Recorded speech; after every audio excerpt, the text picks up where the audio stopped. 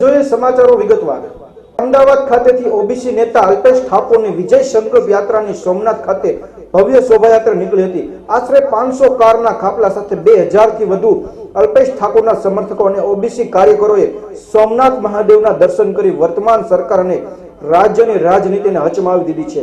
OBC નેતા અલ્પેશ ઠાકોરના કહેવા મુજબ સોમનાથ ખાતેની વિજય સંકલ્પ યાત્રા સમયે ભાજપ કોંગ્રેસના દિલ્હીના નેતાઓએ સંપર્ક કર્યો છે, જેના કારણે તત્કાળ સોમનાથ ખાતે ઓબીસી એકતા મંચની કોર કમિટીની મીટિંગ બોલાવવાની ફરજ પડી। સોમનાથ ખાતે મળેલી ઓબીસી એકતા મંચની કારોબારીની બેઠક બાદ ગુજરાતની રાજનીતિમાં ઝંપલાવા અલ્પેશ ઠાકોર અને કોર કમિટીએ નક્કી કરી દીધું છે। અલ્પેશ ઠાકોરે કોર કમિટીની બેઠક પૂર્ણ થયા બાદ મીડિયાને પ્રતિક્રિયા આપતા કહ્યું કે 50 દિવસનું સરકારને અલ્ટિમેટમ આપ્યું છે। ગુજરાતમાં દારૂબંધીનું ચુસ્ત પાલન, ખેડૂતોને પૂરતું પાણી મળવું જોઈએ અને નાગરિકોને શિક્ષણ જેવા અનેક મુદ્દાની અમારી માંગ છે। ભાજપ અને કોંગ્રેસ અમારી માંગને જો નહીં સંતોષે તો 58મા દિવસે અમે ચૂંટણીમાં ઝંપલાવવાનું બ્લૂમ ફૂંકશું।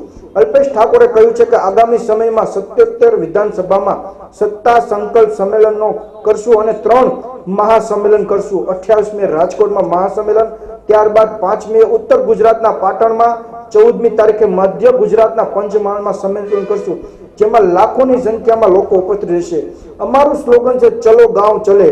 અમે 10 મુદ્દાઓ લઈ ભાજપ, કોંગ્રેસ અને નેતાઓ પાસે અમારું પ્રતિનિધિ મંડળ જશે। જો અમારી માંગ નહીં સ્વીકારાય તો 58મા દિવસે અમારે દમખમ પર રાજનીતિ કરીશું।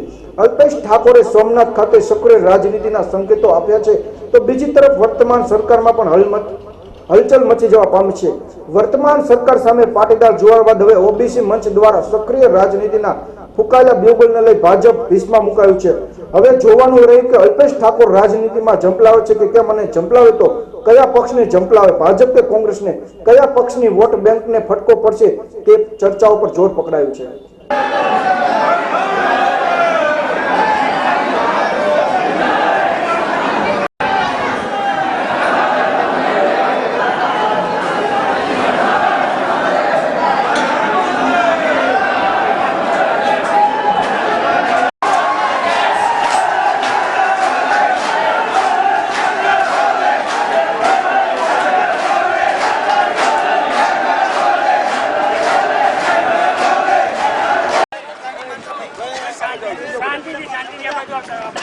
जय सरदार, जय सरदार,